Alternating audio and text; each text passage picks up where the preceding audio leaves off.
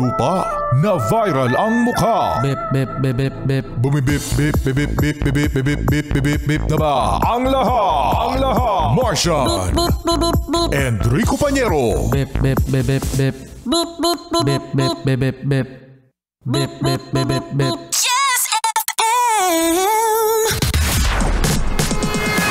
Bip bip bip bip bip. Umaga mga yes friend. Ito na ang 101.1 Yes FM Balitang.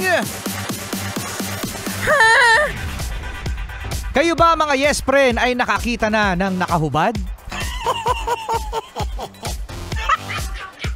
Bakit yung tama mo, Martian? Mano?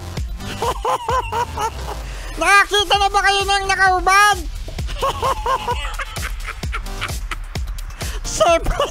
Siyempre naman. Yan, kasi mga yes friend, nag-present ang actor-wrestler na si John Cena sa 96th Academy Awards sa Hollywood, Los Angeles sa US ng nakahubad.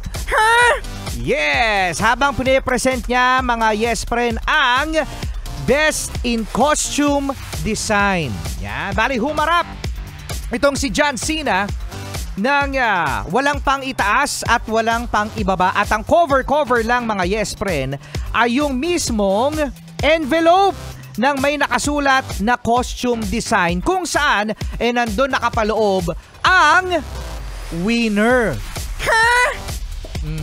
Yeah. Sa mga yes friend natin, kung makikita nyo ang picture ni John Cena, syempre kilala si John Cena bilang isang wrestler, kaya naman Ang tigas.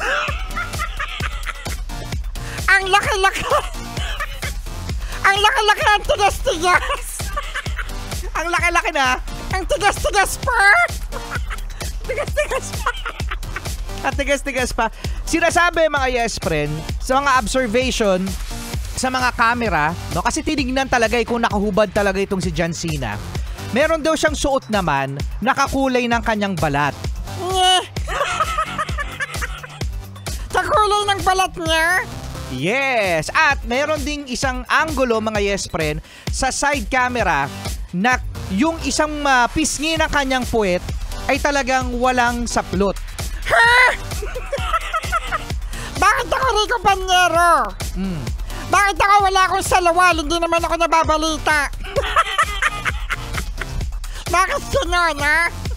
Sige, balita natin. Martian! Laging walang salawal!